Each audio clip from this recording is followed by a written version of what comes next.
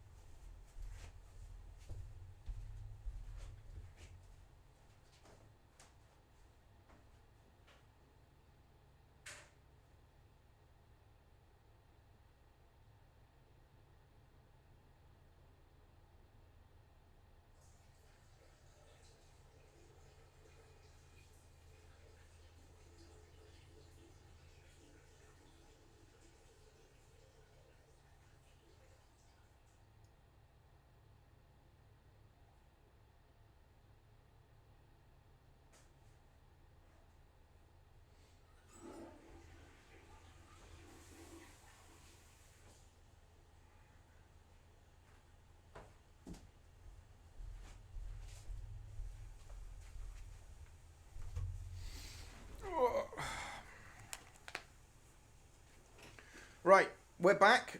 Are we ready? We're getting on to black.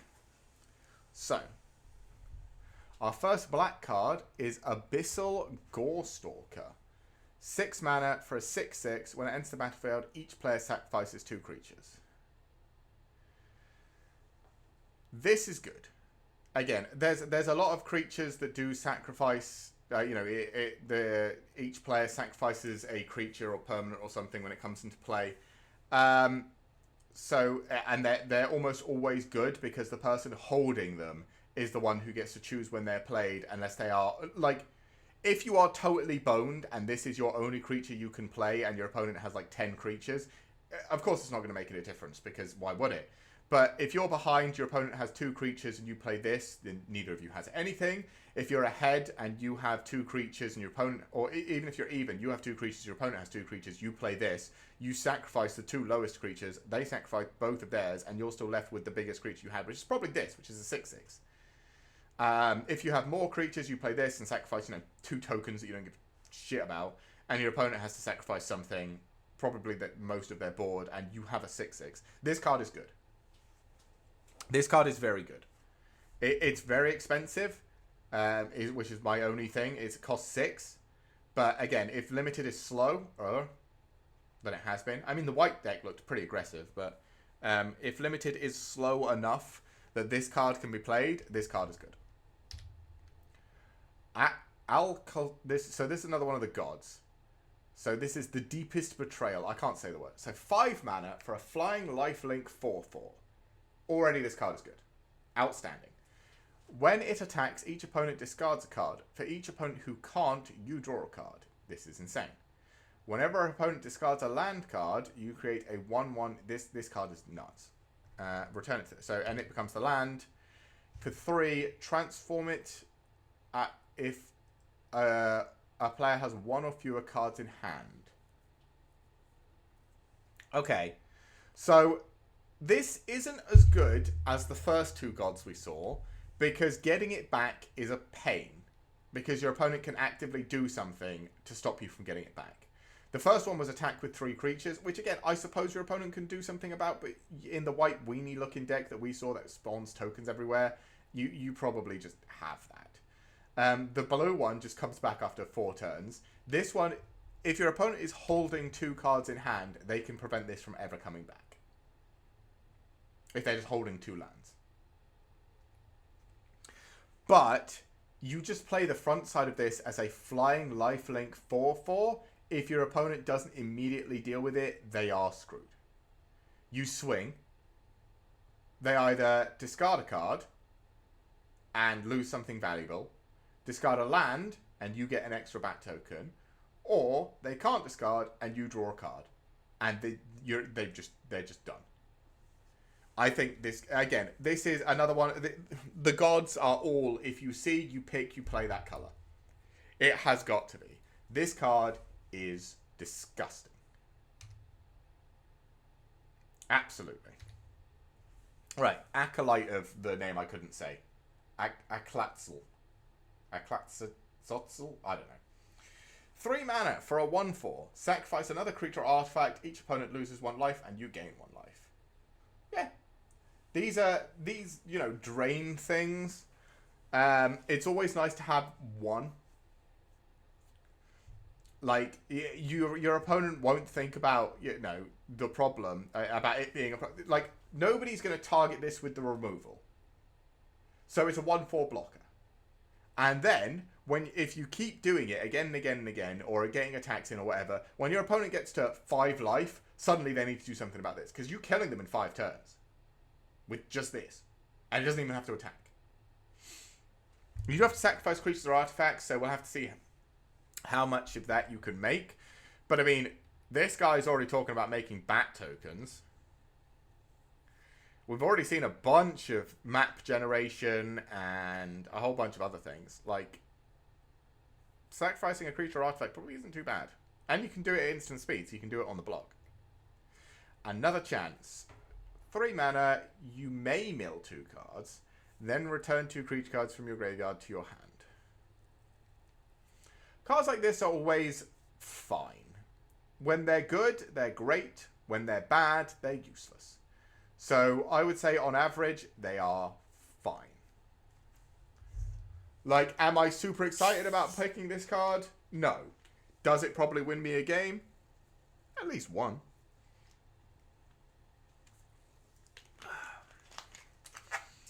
But, I mean, it's returning them to your hand. It's not returning them to the field, so it's a bit slow.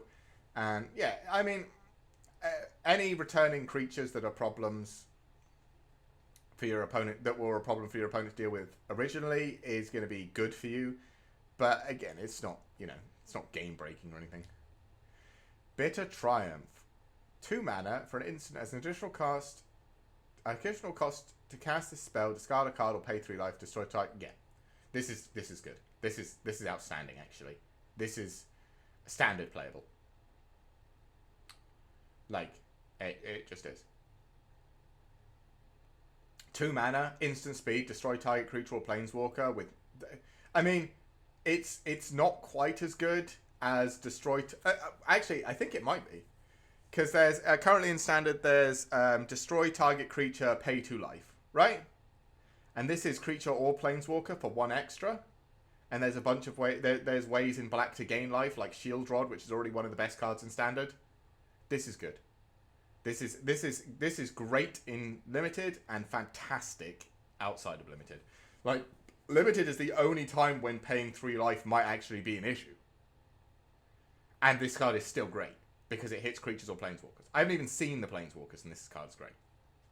This card is really good. Bitter Triumph. This might actually be another one of those, like, you pick every time you see it. This might actually be that good.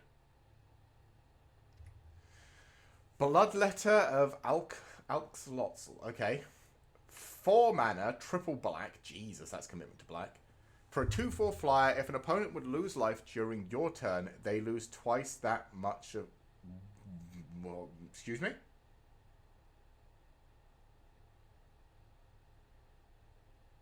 So this is a 4/4. This is a 4 mana 4/4 with flying.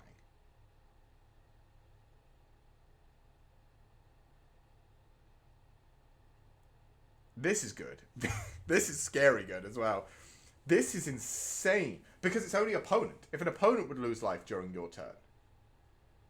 This makes every swing just lethal. Like, 1/1s are 2/2s, 2/2s are 4/4s, 3/3s are 6/6s. This is horrifying. This is insane. I mean, it's a big commitment to black. Thank God it's mythic rare, by the way. Holy shit. This is a big commitment to black. It's triple black. It's a big commitment to black. But, fuck me, this card is scary. Like, if your opponent plays this against you, you are terrified. Because every card they play is double power. This is like every creature you control has double strike on your turn. And if it deals damage to your opponent. Holy shit, this is scary. This is another 5-star limited, like, absolute bomb. This is terrifying. Because then this is 2 damage, gain 1 life. This is an 8/4 flying life linker. The only thing is you don't gain 8 life, you only gain 4. This hits you for 12. This card is terrifying. Holy fucking Jesus, this card is terrifying. Bloodthorn Flail. 1 mana. Equip creature gets +2/+1. Equip, pay 3 or discard a card. I like this.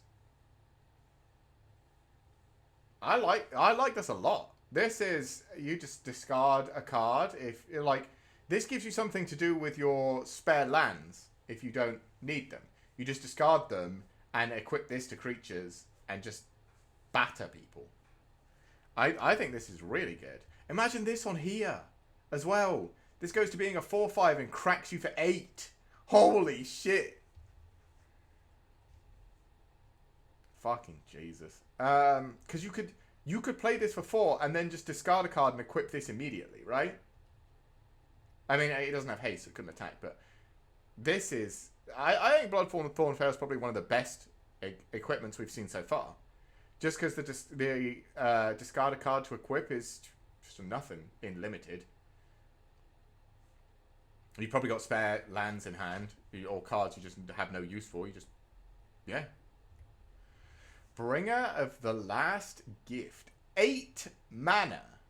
Okay. A flying 6/6. Okay. When Bringer of the Last Gift enters the battlefield, if you cast it, each player sacrifices all other creatures they control. Then each player returns all creature cards from their graveyards that weren't put there this way to the battlefield. Wait. When Bringer of the Last Gift enters the battlefield, if you cast it, you and your opponent sacrifice all creatures you control apart from Bringer of the Last Gift. Then, you both return all creature cards from the graveyard that weren't put there this way. So everything else that wasn't blown up by Bringer of the Last Gift. I think this depends very much how heavily you lean into, like, discard. Or sacrifice, right? If you say you're sacrificing things, or you discarded a bunch of creatures, discarded a bunch of cards, and then you just play this and bring back a whole bunch of shit after blowing up the field, your opponent probably just loses. But if your opponent has, if it's late game and you and your opponent have been going at it, and you both have like 10 creatures in your graveyard and like 4 on the field, and you just board wipe and both of you bring 10 creatures back.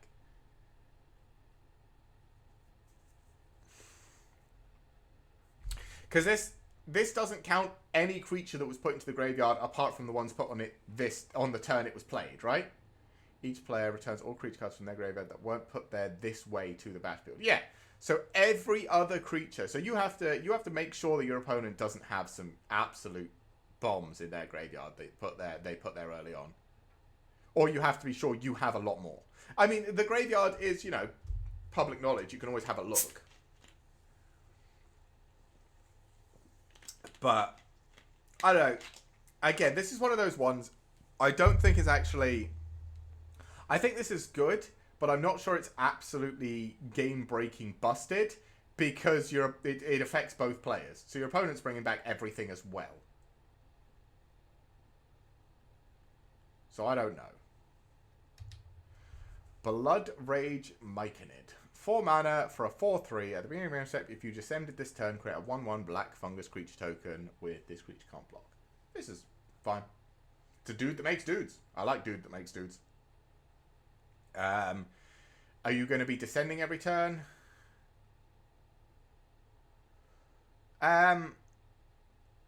So, if you create the 1/1 black fungus creature token, and then you attack with it, and it gets blocked, and it dies, it still counts as going to the graveyard, even if it doesn't stay there, right?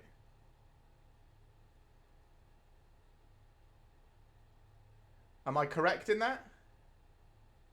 So, no. It counts as dying, but it doesn't go to the graveyard because it's not a... Get the ruling and paste it here. Okay. So that means actually descend is worse because none of the tokens trigger it. because it has to stay in the graveyard to count, I guess.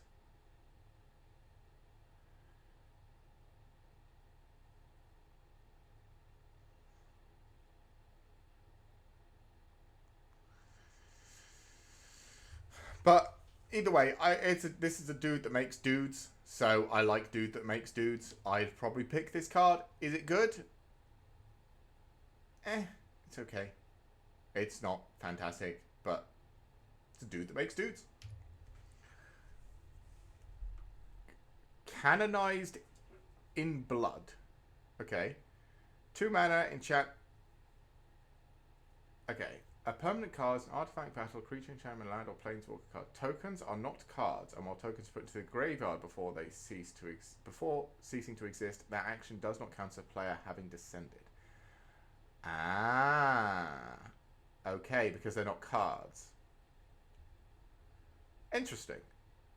Okay, well that makes descend significantly worse. But it's still fun. Right. 2 mana for an enchantment at the beginning of your end step. If you descended this turn, put a +1/+1 counter on target creature you control. Okay. And for 5 mana, sacrifice it to create a 4/3 white and black vampire demon creature token with flying. For 7 mana? That's very expensive.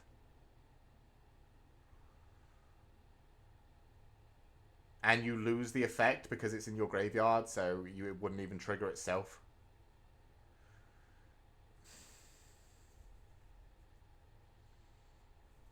I don't think this is good. I don't think this is very good at all. I mean, every time something you control dies, a non-token permanent you control dies, or is destroyed, you get a +1/+1 counter, which is nice. But I mean, it's not, game breaking. And this 7 mana for a 4/3 with flying. We just saw a fucking, I suppose that was an 8 mana 6/6, but I mean, this thing is a 4 mana 4/4 flyer, essentially.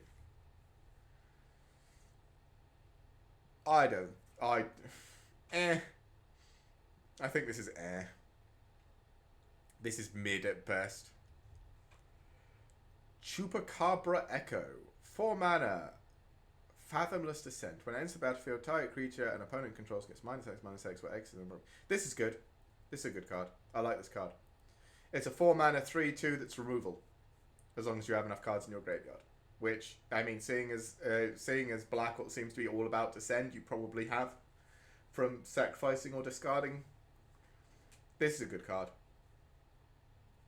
They had a Chupacabra that was a black 4 mana 2/2 that had destroy target creature when it comes into the battlefield or something.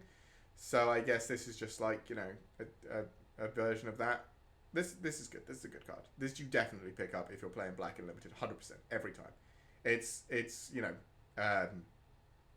removal stapled to a creature.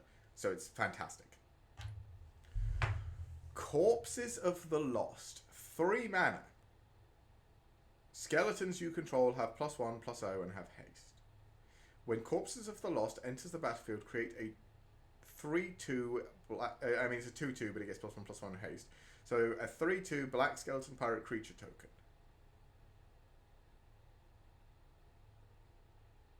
At the beginning of your end step, if you descended this turn, you may pay 1 life. If you do, return Corpses of the Lost to its owner's hand.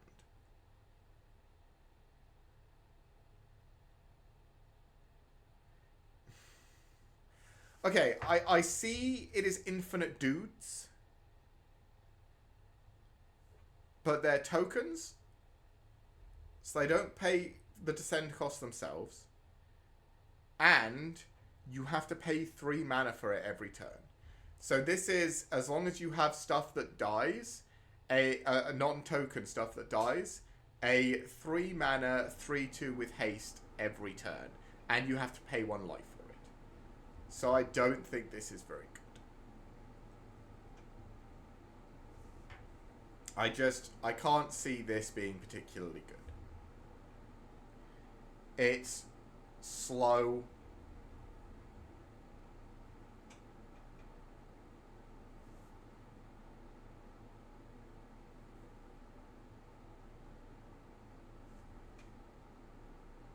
How are you supposed to get... Why would you want this to die?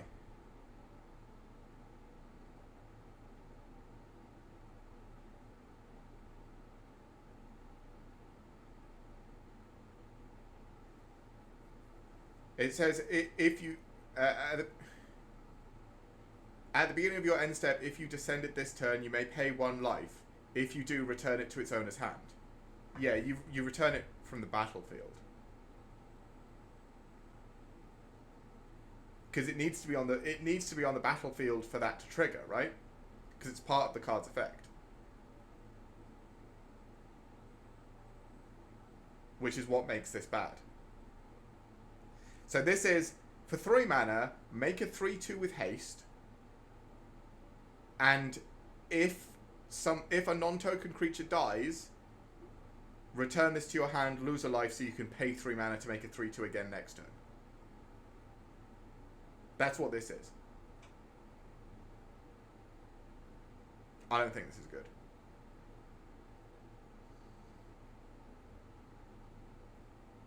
I do not think this is good.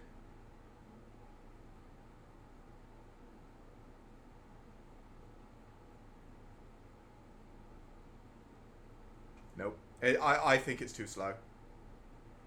I mean, theoretically, it's endless 3/2s, but 1 a turn, and you have to lose a life. I don't think this is good. No, I don't like it. I don't think I mean, I don't think I'd take it. I don't think I'd care enough about this. I don't think it's good. Dead Weight. Hey, this is a reprint. It's a fine card. So 1 mana, -2/-2. If it's good, it's great. It's 1 mana and you just get rid of something. If you put it on a 6/6, you feel sad. But if that's the only card your opponent's got, and this is all the removal you've got, you just feel sad as he hits you for 4 instead. Deathcap Marionette. A 2 mana 1/1 with Death Touch. When it enters the battlefield, you may mill 2 cards. This is probably fine. I mean, it's a 1/1 with Death Touch. Costs 2. Usually they cost 1. But this does mill 2 cards, which allows for your descend stuff to trigger. I think this is fine. I think this is a fine card. Deep Goblin Skulltaker. 3 mana for a 2/2 with Menace. At the beginning of the end step, if you descended this turn, put a +1/+1 counter on Deep Goblin Skulltaker. This is probably good, actually. Play this if something if a creature actually died this turn, or if you put a card in a graveyard or whatever, if you discarded anything. This is a 3/3 with Menace on the turn you play it. Because it's end step. This is a good card. I think this is decent. Yeah, I think this is a good card. Deep Cavern Bat.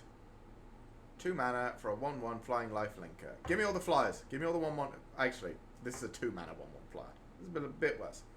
When it enters the battlefield, look at target's opponent hand. You may exile a non-land card from it until Deep Cavern Bat leaves the battlefield.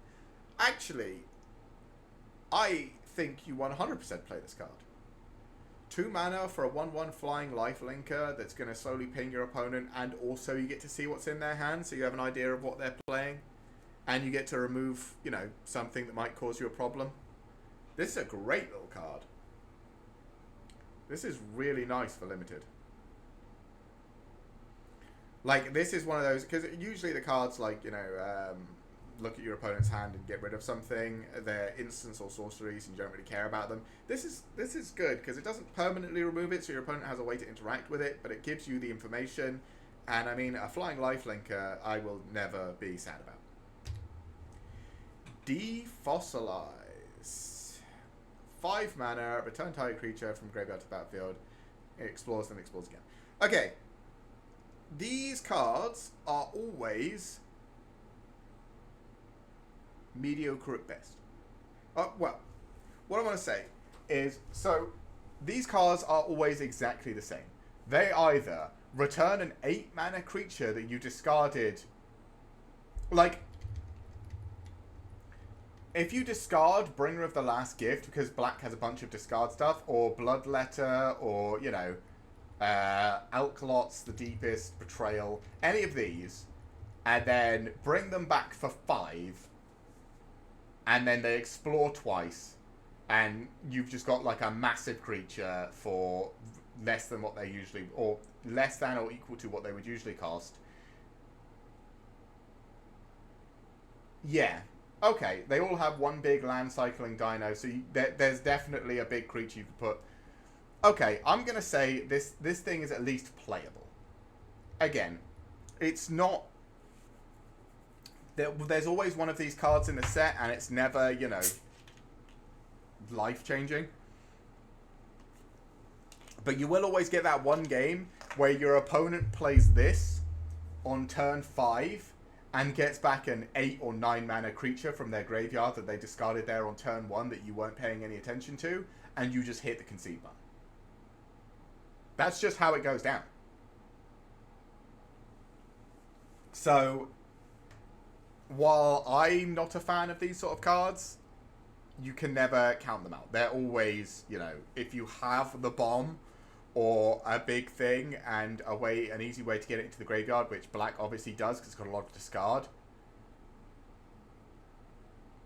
This card's good. Echo of Dusk. It is a 2 mana 2/2, and as long as there are 4 or more permanent cards, it's a 3/3 with lifelink. Yeah.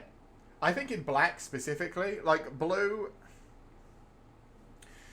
had the descend things, and I was like, I mean, there's a couple of draw spells that let you discard afterwards, but nothing particularly exciting. And I guess the blue rare guy we saw at the start lets you put one into your hand and put one into the graveyard. But black has a lot of discard. Or it had. Early on, we had a lot of discard. And sacrifice. So the chances that this is online pretty early is reasonably high, I think. And I mean, a 2 mana 3/3 with lifelink, your opponent can't just let you start swinging that at him. He has to block it. Because the lifelink is too much. Like, you're attacking with a 3/3 with lifelink, he's attacking with a 3/3, you're just winning the race. Because you're taking 0 damage a turn, and he's taking 3. So, I think Echo of Dusk is a very good little card. Echo of Dusk, sorry. Fanatical Offering. 2 mana, sacrifice an artifact, draw 2 cards, and this is a good card. Yeah. This is a good card. This is, slightly more expensive, I can't remember the 1 mana version, something sacrifice. But one where it's a sacrifice a creature, draw 2 cards at instant speed. I mean, this is exactly the same apart from you create a map token. How good are map tokens? Depends if you have something good to use the Explore on. So, probably good. Especially in Limited, because, you know, putting a +1/+1 counter on a creature in Limited can be game winning. So, this is probably a good card. Fungal Fortitude. +1, so 2 mana for an enchantment that gives +2/+0, and when an enchanted creature dies, returns to the battlefield, tapped and returns control. This is probably very good as well. Flash, trade up with my creature, and it comes back. So any enter the battlefield effects trigger. This is good. We recently had in the last set there was a 1 mana instant that is what was called Not Dead After All, that returned a creature that died this turn to the battlefield tapped with like the Wicked roll on it to give it +1/+1. This just trades up immediately, and then the creature comes back and you trigger its Battlecry effects. This is probably Battlecry, enter the battlefield effect. I've been watching Kriparian play Hearthstone Battlegrounds too much, obviously, and helping my friend learn Hearthstone Battlegrounds as well because I watch Kriparian all the time. So yeah, I think this card is good. I think. If you have cards that it's good on, it's great. I think it's still good because it just trades up, probably. I mean, it's pickable. It's fine. Gargantuan Leech. Oh, God. Okay. It's an 8 mana, 5/5 with lifelink that costs less for each cave you control. Again, I think all the cave cards are bad. Because you can't control how many caves you have. In Limited specifically. You can't guarantee you have enough caves to make this card anything less than, I don't know, a 6, maybe a 5 mana 5/5 with lifelink. I think this is the best of them because it's a big lifelinker. I think maybe this is playable just because it's a big lifelinker. But I want to say all of the cave things are crap, so I'm going to stick to that. This is crap because I already said all of the cave cards are crap. Haha. Stick to it. Grasping Shadows. 4 mana for an enchantment. Whenever a creature you control attacks alone against Death Touch and Lifelink, put a Dread counter on Grasping Shadows, and if there are 3 more Dread counters, transform to Shadows the Lair. Remove a Dread counter, you draw a card, and lose 1 life. That's actually pretty good. I think for 4 mana, it's a bit much. But I mean, you play this, you attack with 1 creature, it gains Death Touch and Lifelink. So if your opponent blocks it, it kills whatever blocks it, and you gain life. I think this is playable. I'm a bit wary because on a board with no creatures, this literally does fucking nothing. But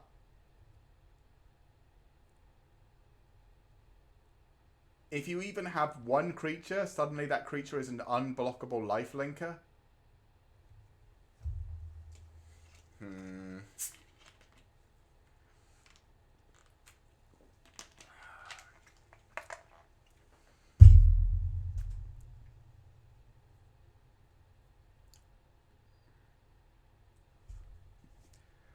I'm going to say I don't. No, I'm going to say this card's good. I'm going to say this card is fine. It's good enough, I think. Like, Death Touch and Lifelink on a creature is scary, and then giving you the ability to draw cards afterwards when you've already gained life from the lifelink, unless your opponent had a way to interact with that. I think this is good. Plus, it's always just an extra land, so you can always just ramp it theoretically with it. Greedy Freebooter. It is a 1 mana 1/1, and when it dies, I scry 1 and create a treasure token. This is good. Yeah, this is great. Trigger sacrifice effects, scry 1, create treasure token for later. This is good. This is a good card. I'd pick at least a couple of these. Join the Dead. 3 mana, target creature gets -5/-5. Nice.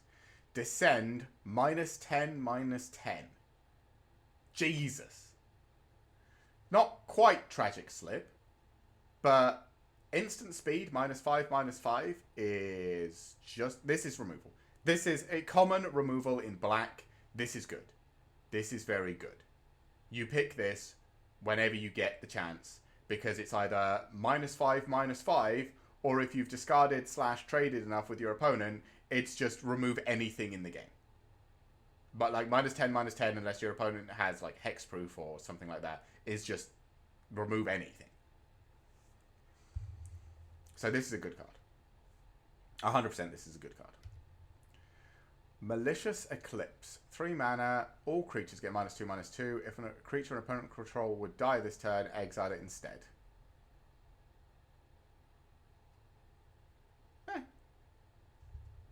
I mean, against white, this blows them out. Most of the time. Board sweeper, minus board sweepers like this are generally, especially -2/-2, it's just not enough, usually. I mean, maybe it is, but it's all creatures, so your creatures also suffer this effect, so it's probably not enough. I'd say this is... I'd definitely pick Join the Dead over this. I don't think this is good enough. Mephitic Drought. 2 mana for an artifact. When it enters the battlefield, it is put into the graveyard from the battlefield. Draw a card and lose 1 life. It's good. It's a good card. It's 2 mana, draw a card, lose a life, and then later you can sacrifice it for something. Draw a card, lose a life. It's good. I like this card. It's a bit slow, maybe, but I think it's good enough. I think it's easily good enough. Preacher of the Schism. 3 mana for a 2/4 with Death Touch. Whenever Preacher of the Schism attacks the player with the most life or tied most life, create a 1/1 white vampire creature token with lifelink. When Preacher of the Sun attacks while you have the most life or tied for the most life, you draw a card and you lose 1 life. This card is great. This card's fantastic. Absolutely fantastic. It's a 3 mana 2/4 with Death Touch that every time it swings either makes you more dudes to block if your opponent's beating you down, or you draw a card and you lose a life if you're already winning. It makes you win even harder. This is fantastic. Because like if your opponent can't block it or doesn't want to block it because it has Death Touch, well, there's the thing. It's not when it deals damage, it's when it attacks. So when it attacks, it already, if you're losing on the board and have already lost some life, when you attack, you make the 1/1 vampire creature token. Now your opponent has to block with something big enough to kill this, and this still trades because of Death Touch. And if they don't, you just get another 1/1 next turn with lifelink. This is fantastic. This is absolutely fantastic. This is another if you see it, pick it card. 100%. Primordial Nora. It's a 5 mana 5/2. Jesus. That when it dies, discover 3. I don't think this is good. This literally trades with 1 mana creatures. This is not good. I mean, if it was a bigger discover number, maybe, but this is so that you're playing it just to be a big scary thing that your opponent has to kill and then you get a big effect from it, but discover 3 is not a big enough effect. This card is not good. Queen's Bay Paladin. Oh, sorry, my throat's getting a little bit sore from all this talking. I'm not used to this. I've been talking almost non-stop for 3 hours. Right. 5 mana for a 5/4. When Queen's Bay Paladin enters the battlefield or attacks, return up to 1 target vampire card from your graveyard to the battlefield with a finality counter on it. You lose life equal to its mana value. If a creature... This is also incredible, right?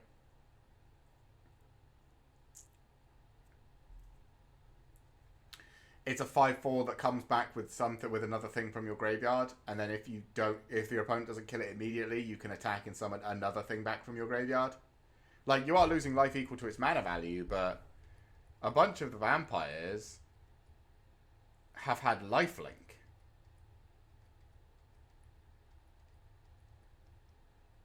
Apart from maybe the Bringer of the Last Gift.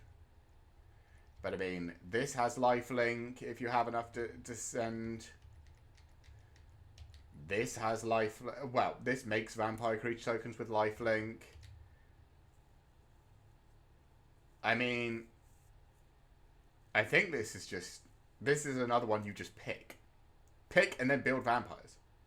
Because then it just brings back anything. Yeah, this is really good. Black has some absolute fucking bombs in this set. Holy shit, it has some good cards. Black is by far the best colour so far. Black, then white, then blue. Blue's got some Black has got some nuts cards. White is really strong as well. White looks kind of scary as well. Rampaging. So this is the big dinosaur. 6 mana. When it enters the battlefield, target creature you control gets +2/+0 gains indestructible. You play in at least one of these. Again, it's got swamp cycling. It's either a 6 mana 5/6 that makes something big and indestructible for a turn, or it's a swamp. It's fine. It's great. You'll play at least one of these. Guaranteed. Ray of Ruin. 5 mana. Exile target creature, vehicle, or non-basic land. Scry 1. Sorcery speed. I mean, it is removal. So it's good in limited, but 5 mana sorcery speed removal? Black, come on, you can do better than that.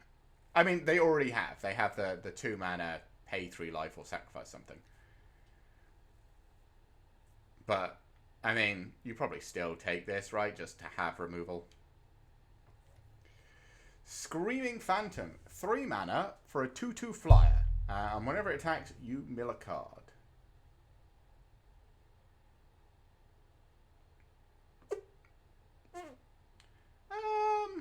This is okay. It's fine. I mean, you want stuff in your graveyard in black, so yeah, but depending on, you know, how many ways you've got to discard or mill already, this is, I think it's fine. It's flying. Flying cards are always good. I'd say this is fine. This is another, like, you probably want at least 1 or 2 of these, right? Skullcap Snail. 2 mana for a 1/1. When it enters the battlefield, target opponent exiles a card from their hand.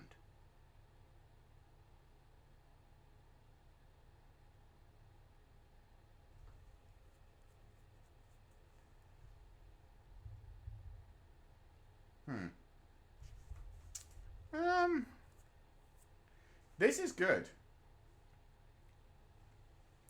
Because in the Kamigawa set, they had the 2 mana 1/1 rat that made your opponent discard a card. And that was good because you could just use it for sacrifice fodder later. You can do the same with this, and it exiles that card, so you never have to worry about it again. Oh, it was a beetle. Virus beetle. Sorry, yes, virus beetle. Yeah, this is just better virus beetle, and virus beetle was good, so this is good. I would pick as many copies of this as I can, just to make my opponent depressed while trying to play against me. Soul Coil Viper, 3 mana 2/3.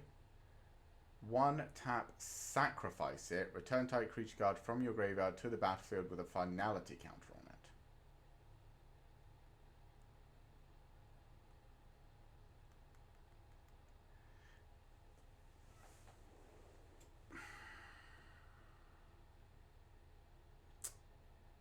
This is probably good. And that's because there's a bunch of mill and a bunch of discard in black. So you can get a lot of cards into the graveyard. And if you mill a big bomb, this is just a very slow way of getting it back. But it does come back with a finality counter, which not all of the time they do. And the finality counter means if it dies again, it's just game over. If that's your only win condition. But if that's your only win condition.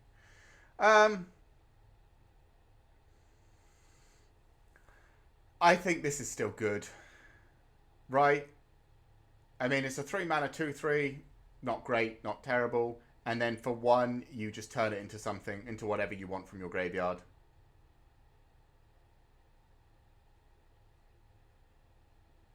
Yeah, I think this is good. I think I would pick this up if I saw it, definitely. Souls of the Lost. It's got stars in its cost.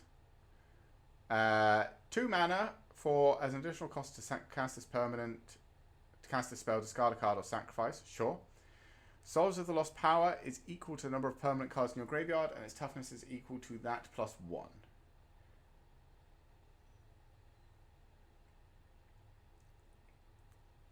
This is one of those cards that is, again, super polarizing, and I would usually just call them meh. And I think it's meh because either this is a 2 mana 10/10 or a 2 mana 0/1. I suppose if you sacrificed a permanent or discarded a permanent, it's a 2 mana 1/2. But you know what I'm saying? Like, if you get this and you've got a bunch, because it's only your graveyard. But if you're just running like a sacrifice discard set and it's like turn 6 and you pick this off the top, you just play this alongside whatever you cast for the rest of your mana, and it's probably huge or big enough to be scary. But it doesn't have any protection. And there's every chance that you play this on turn 2, discard a card, and it is a 1-2, and your opponent just goes shock or whatever, anything. You play a 2-2. Mine's bigger.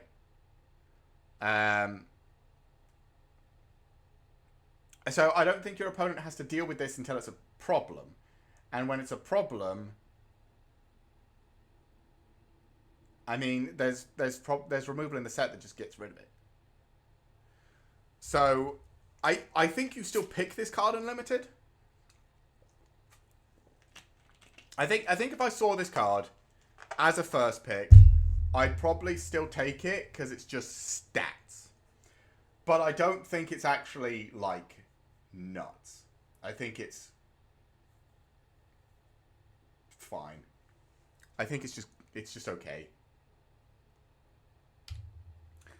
Stalactite Stalker. 1 mana for a 1/1 with Menace. At the beginning of your end step, if you descended this turn, put a +1/+1 counter on Stalactite Stalker.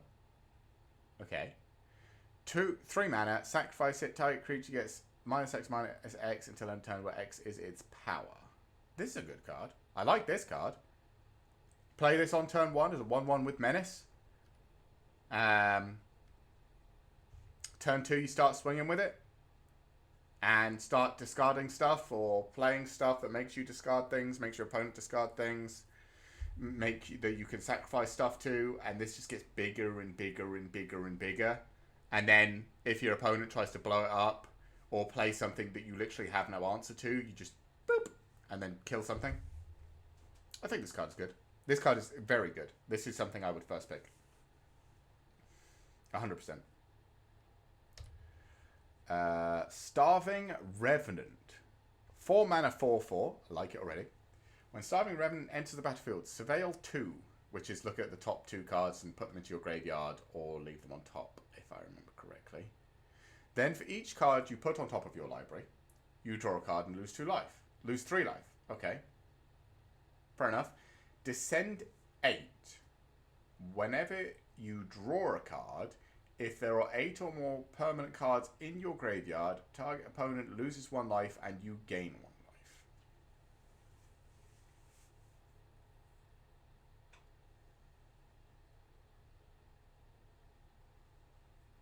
This has to be good, right?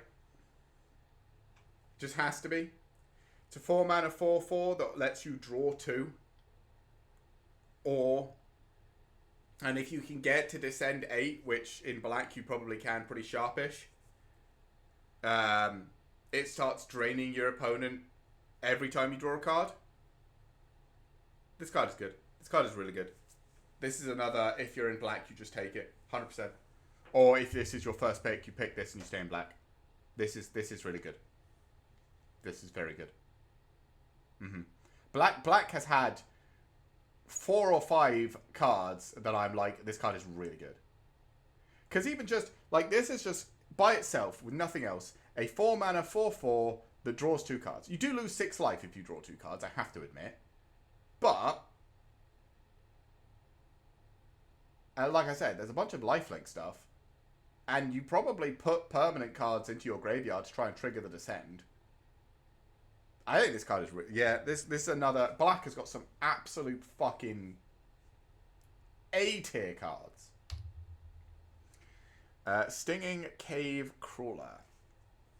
A 3 mana 1/3 with Death Touch. Whenever descend 4. Whenever Stinging Cave Crawler attacks, if there are 4 or more permanent cards in your graveyard, you draw a card and lose a life. This is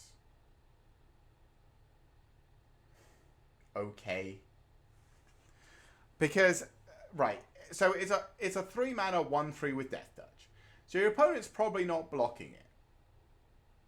Cool, it's dealing 1 damage.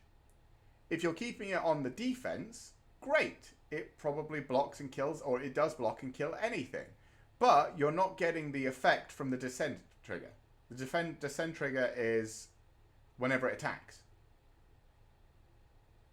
And again, if it starts attacking, you're dealing 1 damage. Yes, you get draw a card and lose a life, but your opponent gets to pick every. Like, Your opponent can attack whether he can decide whether he attacks into this. He can decide whether he blocks it to prevent you from drawing the card. He can decide when he wants to remove it, because unless you've got to descend for it, it's just a 1/3 with Death Touch. This is just a very card. I don't think it's good. Synapse Necromage is a 3-mana, 3/1, that when it dies, creates 2 fungus token creatures. Yeah, I'm fine with that. It's a little bit overpriced at 3 mana for a 3/1. I would expect 2 mana for a 3/1. But when it dies, you get 2 1/1s out of it, which is good. There's a lot of there's some sacrifice synergies, and you want stuff going to your graveyard anyway for Descend. So I think this card is good. I think it's one of those cards where your opponent can't just let it keep hitting them in the face, because it's hitting them for 3. But also, they don't really want to block it, because if they block it, you get 2 creatures out of it. So I think this card is good. I think I'd pick this card up when I saw it. Tarian's Journal. 2 mana for an artifact. Sacrifice another artifact creature, draw a card. Only as a sorcery. Discard your hand to transform it. So you probably don't do the first one. Those are 2 very opposing effects. What's the flip side? Tap. Okay. Tap. You may cast a creature spell from your graveyard this turn. If you do, it enters the battlefield with a finality counter on it and is a vampire in addition to its other types. So this is great. It looked a bit weird, but this is actually a really good fucking card. Because it's 2 mana.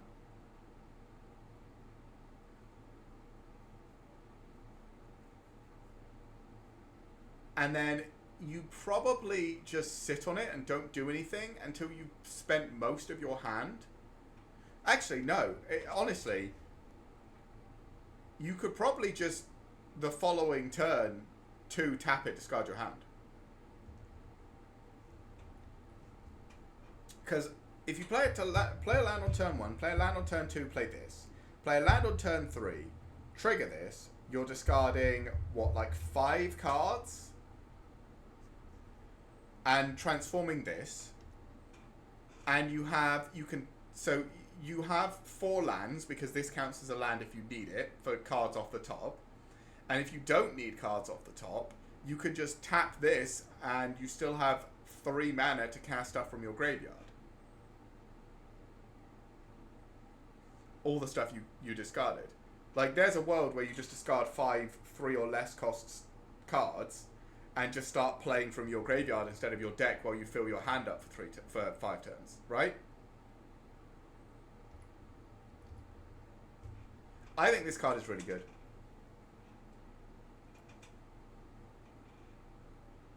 I think. I don't know. Yeah, this has to be good. Because you just permanently have the effect now. So any cards you draw off the top while you're playing out of your library, or playing from your graveyard using this, you can play, and then your opponent has to kill it, and then when it's in the graveyard, you just bring it back again. It essentially makes every creature in your deck come back. Every creature in your hand counts as 2 creatures, because you play it once, your opponent kills it, you play it again. So this card has to be good. Has to be. Black has some outstanding cards. Terror Tide. 4 mana. All creatures get -X, where X is the number of permanent cards in your graveyard. This is fantastic as well. This is a sweeper. But instead of just being the whole -2/-2, this is, -8, -8, -10, -10. This is just everything goes. No matter where, no matter what. Indestructible, doesn't matter, go. This is a very, and it's for 4 mana. This is a fantastic sweeper. This is fantastic. Tithing Blade. 2 mana. When Tithing Blade enters the battlefield, each opponent sacrifices a creature. That's good. 2 mana removal. Craft with a creature, because it's each opponent, it's not even you. And then craft with a creature for 5 to make an artifact at the beginning of your upkeep. Each opponent loses 1 life and you gain 1 life.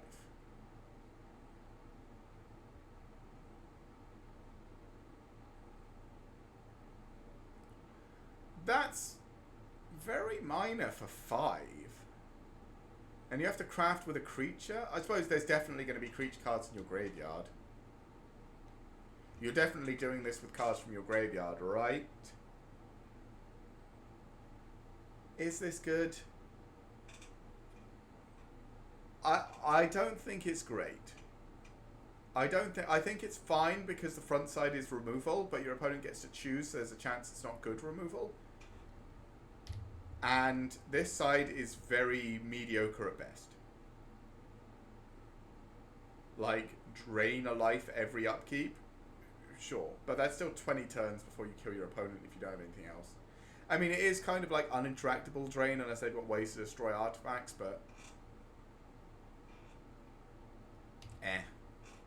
Visage of Dread. 2 mana. When it enters the battlefield, target opponent reveals their hand. Choose an artifact, creature card, that player discards that card. It's Virus Beetle, but the artifact.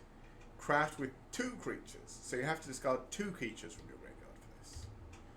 Dread Ocerosaur. Menace. When it enters the battlefield or attacks, you may mill 2 cards. 5-4. So for 6.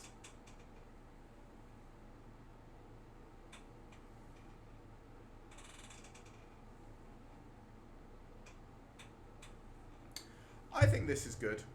Not... Well, 2 creatures? No. Well, it could be in the graveyard. Okay, maybe it is. Yeah. I think this is playable. I think I'd pick this if I saw it. In draft. I think I'd pick this. Turn 2 is early enough that you can just remove something in your opponent's hand that seems a bit scary. And then for 6 mana and 2 cards in your graveyard, 2 creatures in your graveyard, which you're definitely going to have, you can just have a 5-4 with Menace that just starts cracking your opponent in the face and lets you mill faster. To be fair, you may mill, so if you don't want to, you don't have to, but you can to put more stuff in your graveyard for the Descend stuff. I think this is good. Veto's Inquisitor. A 4 mana 3/3 with 1, sacrifice another creature, put a +1/+1 counter and it gains Menace. Again, it looks like there's, like, sacrifice effects are probably going to be good, and this is probably going to be the better one so far. Because the other one was, you know, drain your opponent for 1. Which is fine, but you really want to be sacking 1/1s to that. This, again, you probably only want to be sacking 1/1s. You want to be sacking only 1/1s to any sort of sacrifice effect. But... This could get pretty big pretty fast, and it's giving itself Menace. Your opponent needs to have 2 blocks for it. I think this is, you know, better than it appears.